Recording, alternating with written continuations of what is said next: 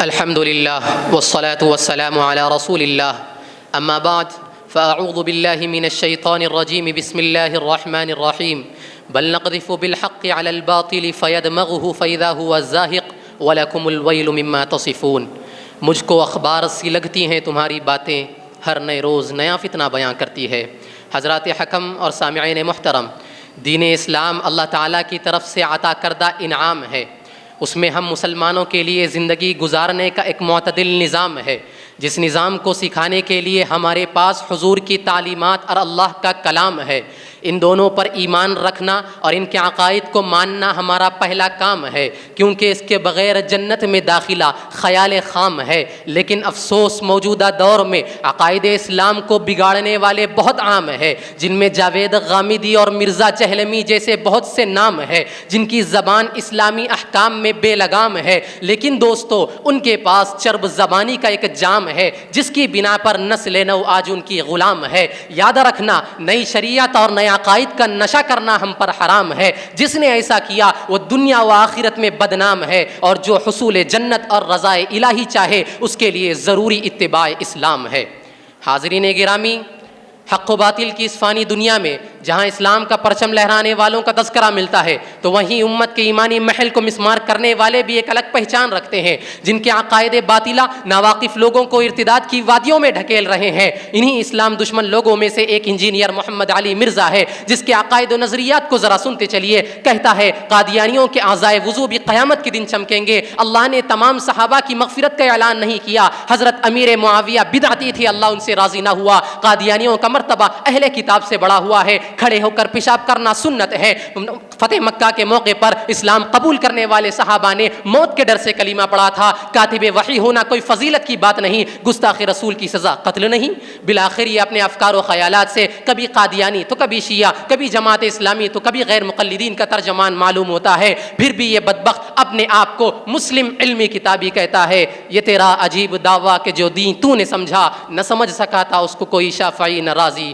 میرے پیارے دوستو، فتنوں سے بھری اس دنیا میں ایک فتنہ انکار حدیث کا ہے، جو نیا معلوم ہوتا ہے، لیکن تاریخ الٹاؤ اور دیکھو دوسری صدی ہجری، خوارج و معتزلہ نے اپنی منمانی خواہش کو پورا کرنا چاہا تو حضور کے ارشادات حائل بن گئے، باطل عقائد و نظریات کو پھیلانا چاہا تو نبی کی وہ سنت حائل بن گئی جس نے معاشرے کو ایک نظم و ضبط پر قائم کر رکھا تھا۔ تیسری صدی ہجری کے بعد اسلامی نظام میں، اسلامی دنیا میں ان کا نام و نشان باقی نہ رہا، لیکن تاریخ کا پہیہ پھر گھوم چکا ہے۔ سر سید احمد خان سے لے کر چودھری غلام احمد پرویز تک، جنہوں نے حدیث کی حجیت اور اس کے واجب الاتباع ہونے کا انکار کر دیا اور اپنے باطل عقائد و نظریات کو امت کے سامنے پیش کرنے کے لیے اپنے آپ کو اہل قرآن کا نام دے کر یہ کہہ دیا کہ رسول ایک ڈاکیہ اور پوسٹ مین کی حیثیت رکھتا ہے، قرآن کو سمجھنا اور اس کی تشریح کرنا ہمارا کام ہے۔ اطاعت رسول کا حکم رسول کی حیثیت سے نہیں بلکہ مرکز ملت ہونے کی حیثیت سے تھا۔